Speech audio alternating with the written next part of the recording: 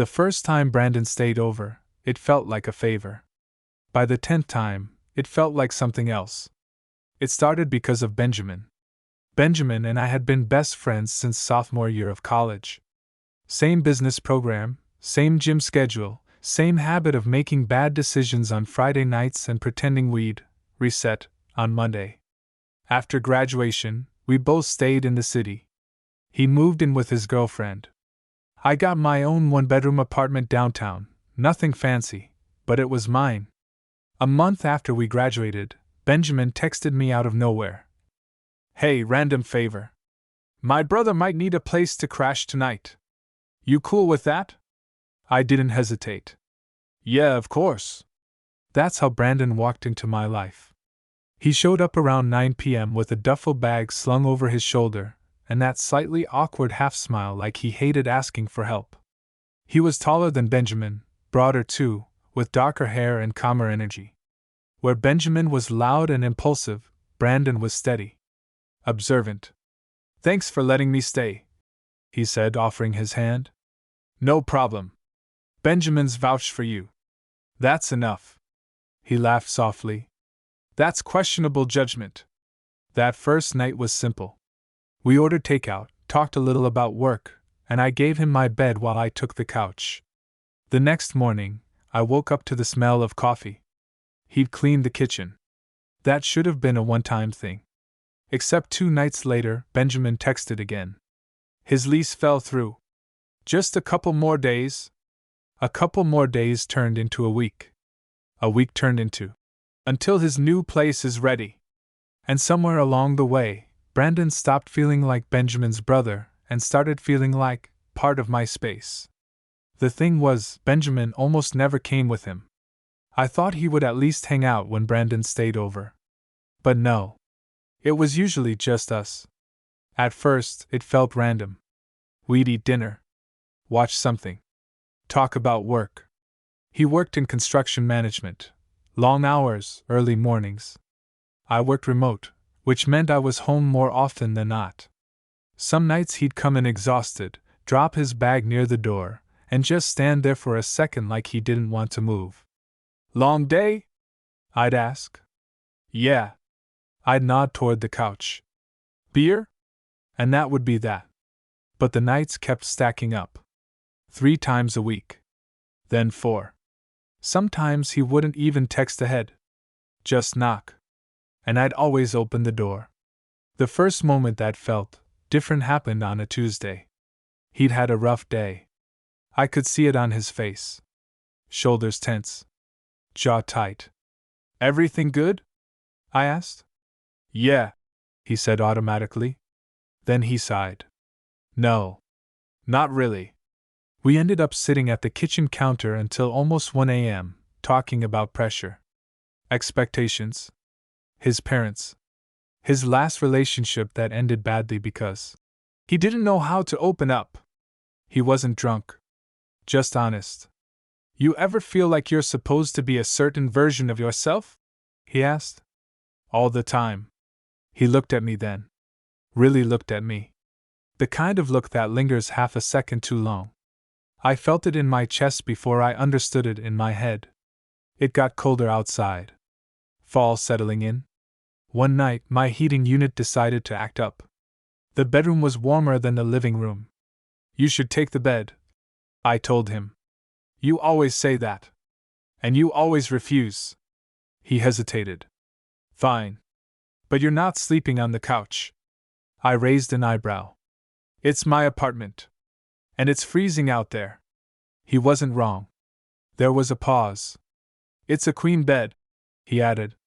"We're both adults." My heart did something stupid in my chest. "Yeah," I said. "Sure." We kept our distance at first. Both on our sides. The room was dark except for faint streetlights slipping through the blinds. I could hear his breathing. Feel the heat of him near me. It shouldn't have meant anything. At some point in the night I shifted. Or maybe he did. But when I woke up around 3 a.m., his arm was lightly resting across my waist. Not gripping. Just there.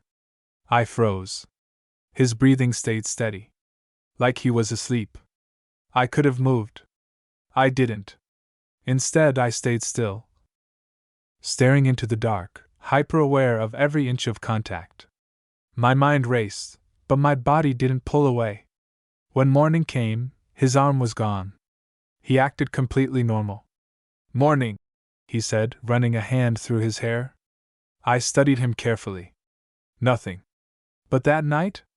He stayed again. And then again the next week. Benjamin barely mentioned it anymore. Which made me start wondering something I hadn't let myself think before.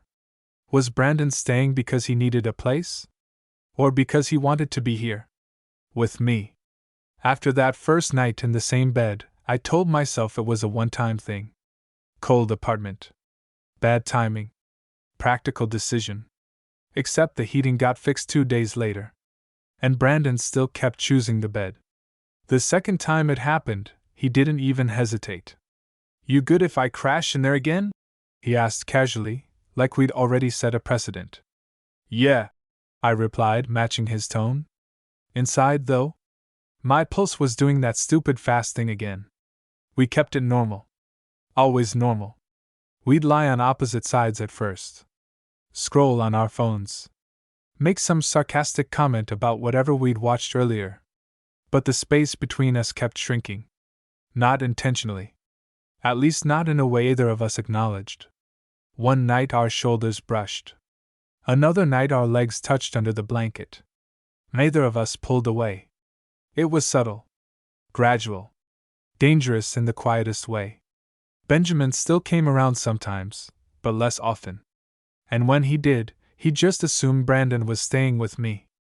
"Man, you two basically roommates now," he joked once. I laughed, but I didn't look at Brandon. Because I wanted to see his reaction. He didn't laugh. He just took a sip of his beer and said, "Yeah. Guess so." Something about that stuck with me. The shift became impossible to ignore the night it rained. Hard rain. The kind that hits the windows and makes the whole apartment feel smaller. We'd ordered Thai food and were halfway through some random series neither of us cared about. The power flickered once. "You hate storms?" I asked when I noticed him tense slightly. "Nah," he said.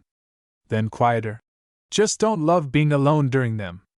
There was something vulnerable in that admission. "You're not alone," I said before thinking. The words hung there. He looked at me slowly. The air changed. I don't know who moved first. Maybe either of us did. But at some point, he shifted closer on the couch. Not dramatically. Just enough that our thighs pressed together fully. Warm. Solid. My breath felt heavier. "You ever think?" He started, then stopped. "Think what?" He exhaled slowly. "That sometimes you end up somewhere you weren't planning, and it feels more right than where you were supposed to be?" My throat went dry. "That's specific." He huffed a small laugh, but his eyes didn't leave mine. "I didn't mean to start staying here this much." I swallowed. "You don't have to explain it." "I'm not explaining," he said softly. "I'm just saying. I don't hate it." My chest tightened. "Yeah," I admitted. "Me either." Silence. The rain hit harder against the glass. And then his hand, slow, deliberate, rested on my knee. Not playful. Not accidental. Intentional. Every nerve in my body lit up. I didn't pull away. Instead, I turned my head slightly toward him. "You sure about this?" I asked quietly. He held my gaze. "I've been sure for a while." That hit harder than the touch. For a second, I thought about Benjamin. My best friend. His brother. All the lines we were about to blur. But then Brandon's thumb moved slightly against my knee. And my body made the decision my brain was still arguing with. I leaned in first. It wasn't rushed. It wasn't reckless. It was slow. Careful. His lips met mine like he'd been holding back for weeks, which, apparently, he had. Warm. Steady. A little hesitant at first. Then not hesitant at all. My hand slid to his jaw without me even realizing I'd moved. He exhaled against my mouth like he'd been waiting to breathe. When we finally pulled back, the room felt different. Quieter. Charged. Okay, I said softly, trying to steady myself. Okay, he echoed. But neither of us moved away. Instead, he brushed his thumb lightly across my cheek. I didn't stay because I had nowhere to go, he admitted. My heart thudded. Then why? His voice dropped lower. Because this is the only place that's felt right. That was the moment I realized this wasn't about convenience. It wasn't about needing a couch. It was about wanting me. And the crazy part? I wanted him too. We ended up in the bedroom again that night. But this time, when we laid down, there was no careful space between us. He turned toward me. I turned toward him. His hands slid slowly to my waist like he was asking without words. I answered by pulling him closer. And when his lips found mine again in the dark, there was nothing accidental about it. Nothing confused. Just two grown men who'd been pretending for weeks that something wasn't building. The only problem? Benjamin still had no idea. And I had a feeling that part was going to get complicated. The next morning felt normal. That was the strange part. I expected awkwardness. Silence. One of us pretending nothing had happened while the other overthought every second. Instead, I woke up to Brandon still asleep beside me, one arm loosely draped over my waist like it had been there all night. For a few seconds, I just lay there, staring at the ceiling. Last night hadn't been a blur. It hadn't been drunk or impulsive or something we could laugh off. We'd kissed. More than once. And he hadn't left afterward. Slowly, carefully, I turned my head. He looked peaceful. The tension he usually carried in his shoulders was gone. His face softer, relaxed in a way I hadn't seen before. Like he'd finally stopped holding something in. That realization did something warm and dangerous in my chest. I shifted slightly. His arm tightened automatically. Morning, he murmured, voice rough with sleep. Morning. A pause. Neither of us moved away. Instead, he opened his eyes and looked at me. Really looked. Like he was checking to see if anything had changed overnight. You okay? He asked quietly. Yeah, I said. And I meant it. He studied my face for another second. Then he smiled. Not the polite, careful smile he usually gave. A real one. We didn't talk about what this was. Not yet. But something had shifted. He stayed that night. And the night after. But now there was no couch option. No careful distance. When we laid down, he turned toward me automatically. His hand finding my waist like it belonged there. It started feeling less like he was staying over. And more like we were sharing a space. A week later, reality caught up. Benjamin texted me. You home tonight? Coming by. My stomach dropped. Not because Benjamin coming over was unusual. Because Brandon was already there. And we hadn't told him anything. I looked up from my phone. Brandon was in the kitchen, leaning against the counter, scrolling through something. Hey, I said. He glanced up immediately. What's up? Benjamin's coming over. He froze. Not dramatically. Just still. Oh. That single word carried a lot. We hadn't talked about this part. What do you want to do? I asked. He set his phone down slowly. We can't just act weird, he said. That'll make it obvious. Right. A pause. Are we telling him? I asked. His jaw tightened slightly. I don't know. That answer told me everything. He wasn't ready. And honestly, I wasn't sure I was either. Benjamin showed up 20 minutes later, loud and energetic like always. Miss me? He called as he walked in. Every day. I deadpanned. He laughed, then spotted Brandon in the kitchen. Damn, you're here again? He teased. Brandon smirked lightly. I live here now. Honestly, wouldn't be surprised, Benjamin said, dropping onto the couch. I forced myself to stay relaxed. Normal. We ordered food. Watched a game. The usual. But I was hyper aware of everything. Where Brandon sat. How close we were. The way our eyes occasionally met, and then looked away too quickly.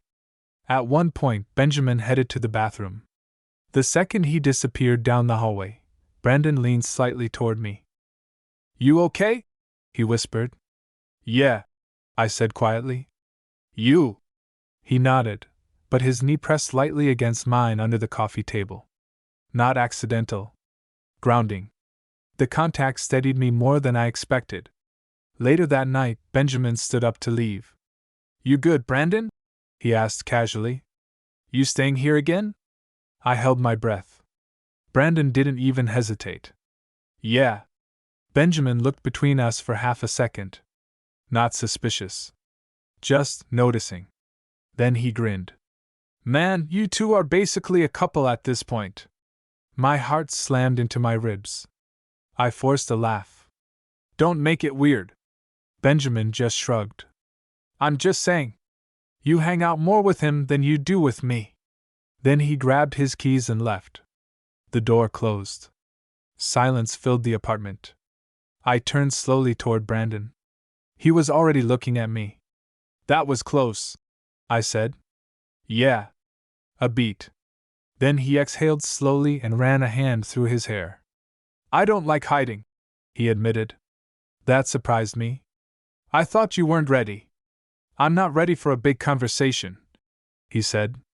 "But I don't like pretending you're just a couch I sleep on." The way he said it made my chest tighten. "What are we then?" I asked quietly. He didn't answer right away. Instead, he stepped closer. Close enough that I could feel his body heat. Close enough that the question didn't feel abstract anymore. His hand slid to my waist. His voice dropped. "I don't know what to call it yet." Then softer. "But I know I don't want to stop." That was the moment I realized this wasn't temporary anymore. He wasn't just staying over. Brandon was staying because he wanted me. And sooner or later, Benjamin was going to figure it out. After that night, things didn't go back to normal. They went forward. Not dramatically. Not with some big conversation or label. Just, naturally. Brandon kept staying over. But now there was no pretending it was temporary. His duffel bag stayed in the corner of my bedroom instead of by the door. A spare toothbrush appeared next to mine.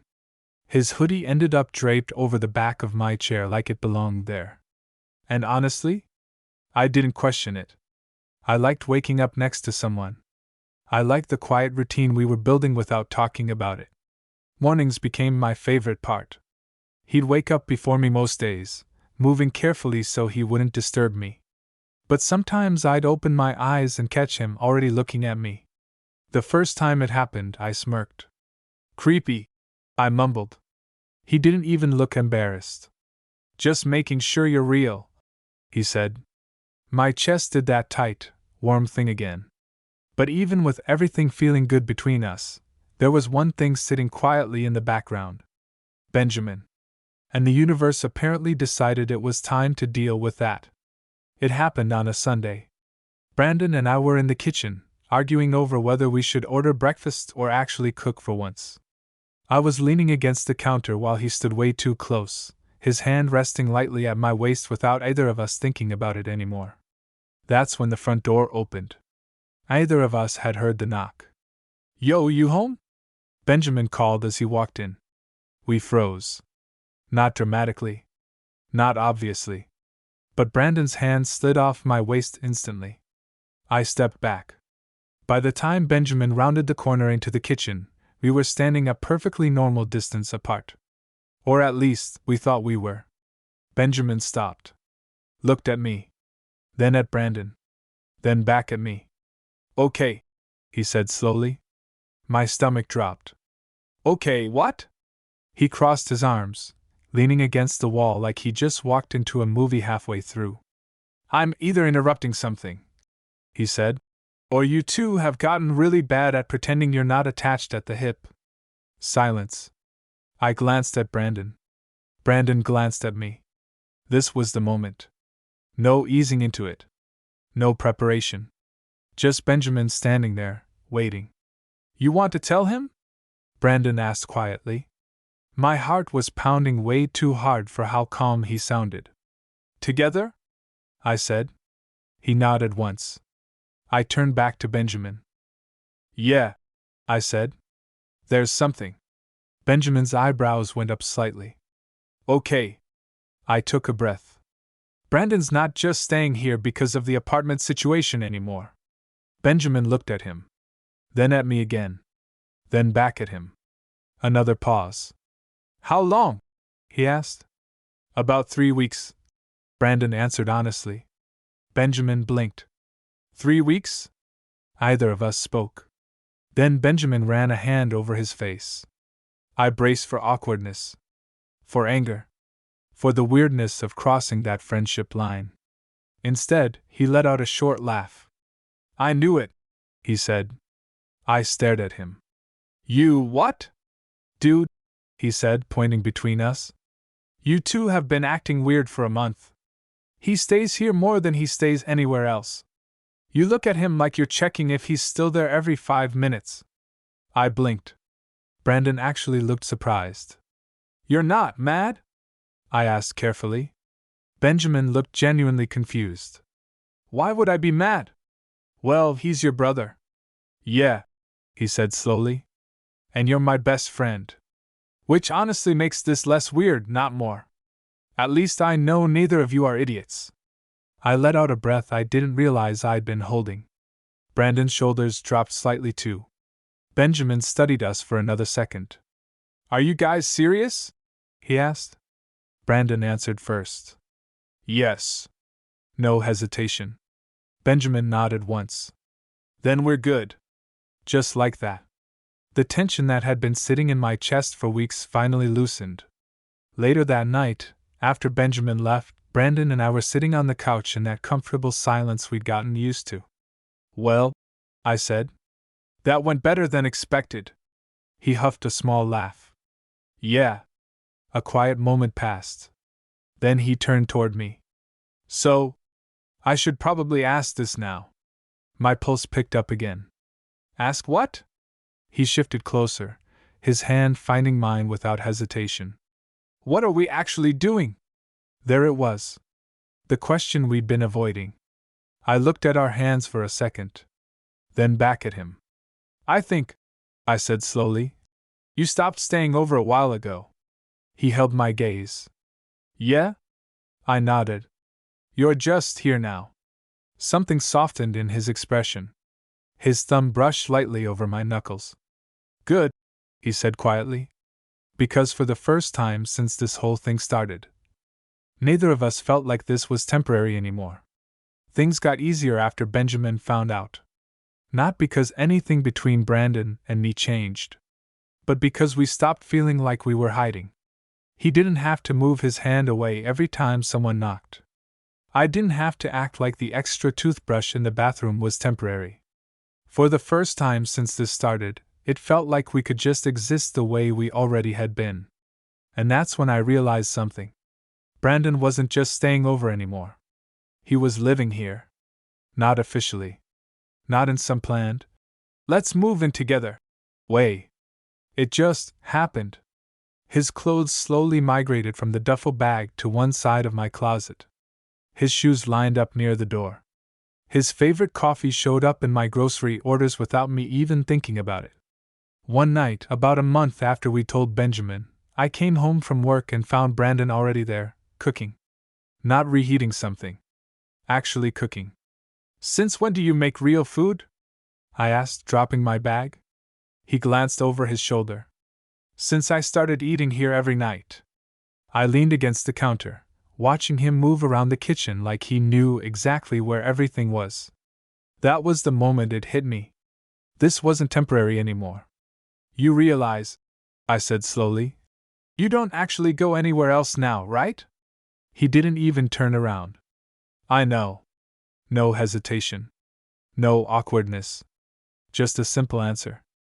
I should have felt nervous about how fast everything had moved. Instead, all I felt was calm.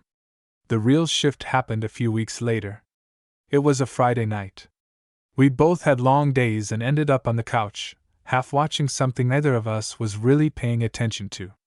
Brandon was stretched out next to me, his head resting against my shoulder, my hand absent-mindedly tracing slow circles on his arm. Comfortable. Quiet. The kind of silence that doesn't feel empty. After a while, he spoke. My lease situation finally got sorted. My hand paused. Oh? Yeah. The new place is ready next month. There it was. The thing we'd both been ignoring. I kept my voice neutral. That's good. He didn't move. Didn't sit up. Didn't even look at me. Yeah, he said quietly. The room felt different after that. He went back to watching the screen, but I could feel the tension in the way his body rested against mine. I didn't say anything, because I wasn't sure what I was supposed to say. That night, we went to bed like usual. But something felt off. He stayed close, one arm around my waist, his face tucked near my neck. Usually his breathing would even out pretty quickly. That night, he was still awake. You want to move? I asked softly. A pause. No. Another pause. Then, quieter. I don't want to leave. My chest tightened. I turned slightly so I could see his face in the dim light. You don't have to, I said before I could overthink it. He blinked. What? If you don't want your new place, I said, keeping my voice steady, then don't take it. He searched my face. You're serious? Yeah. There was a long silence. Are you sure? He asked. I didn't want to assume. I didn't want to just take over your space. I let out a small breath. Brandon, you've been living here for 2 months. That made him smile slightly. But his voice was still careful. You're okay with that? Like, really okay? Instead of answering, I reached for his hand under the blanket and laced my fingers through his. I wouldn't have offered if I wasn't. He stared at our hands for a second. Then he pulled me closer. Not dramatic. Not rushed. Just tight enough that I could feel the tension finally leave his body. Then I'm not going anywhere, he said quietly. The next morning, he canceled the new lease. Just like that. No big discussion. No second guessing. And weirdly, nothing about it felt rushed. Because if I was being honest with myself, Brandon hadn't been staying over for a long time. He'd just been slowly moving into my life. The crazy part wasn't that he lived with me now. The crazy part was how natural it felt. Like he'd always been meant to end up here. Like all those nights he kept coming back weren't about convenience at all. He just kept coming back. Because this was home. Living together didn't feel like some big relationship milestone. There was no dramatic move-in day. No boxes. No speeches. Brandon just stopped leaving. And somehow, the apartment started feeling more like a home than it ever had before. We fell into routines without talking about them. He handled mornings. Coffee ready before I even opened my eyes. I handled groceries and most of the cooking. He did the dishes without being asked. I stole his hoodies without permission. It was easy. Too easy. And for a while, I kept waiting for the part where things got complicated. Because nothing this good ever stayed simple forever. The first real test came about 3 months after he officially decided not to move out. Benjamin invited us both to a family barbecue. At his parents' place. Mom keeps asking why Brandon's never home anymore, Benjamin told me over the phone. So, this is happening.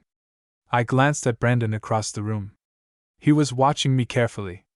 He'd already heard enough of the conversation to know what this was about. You good with that? I asked him. He didn't answer right away. Instead, he ran a hand over the back of his neck, the one nervous habit he never quite hid. They don't know, he said. No. A pause. You don't have to do anything you're not ready for, I told him. He looked at me for a long second. Then he nodded once. I don't want to hide anymore. The barbecue was normal. Too normal. Family friends. Loud conversations. His mom pulling everyone into the kitchen every 5 minutes. His dad asking the same 3 questions about work to every person he spoke to. For the first hour, nothing came up. Brandon and I didn't act like a couple, but we didn't avoid each other either. Standing close. Small touches when no one was looking. The quiet awareness between us. Then his mom said it. "So," she said casually, handing Brandon a plate, "when are you finally moving into your new place?" Silence. I felt Brandon stiffen slightly beside me. Benjamin, from across the patio, immediately looked up. Here it was. Brandon didn't look at me. He looked straight at his mom. "I'm not moving," he said. She blinked. "What do you mean?" Another pause. "I live with him now." And then he nodded toward me. Everything went very quiet. His mom looked at me. Then at Brandon. Then back at me again. I was fully prepared for tension.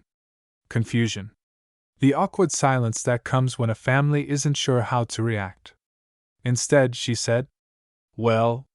Another pause. "I was wondering why you stopped doing your own laundry." Benjamin choked on his drink. Brandon blinked. "That's your takeaway?" She shrugged. "I figured you were either living with someone or you'd forgotten how washing machines work." The tension broke immediately. His dad just nodded once and said, "You happy?" "Yeah," Brandon said. That was it. No interrogation. No drama. Just acceptance in that quiet, practical way some families have. Later, when we were standing alone near the side of the house, Brandon let out a long breath.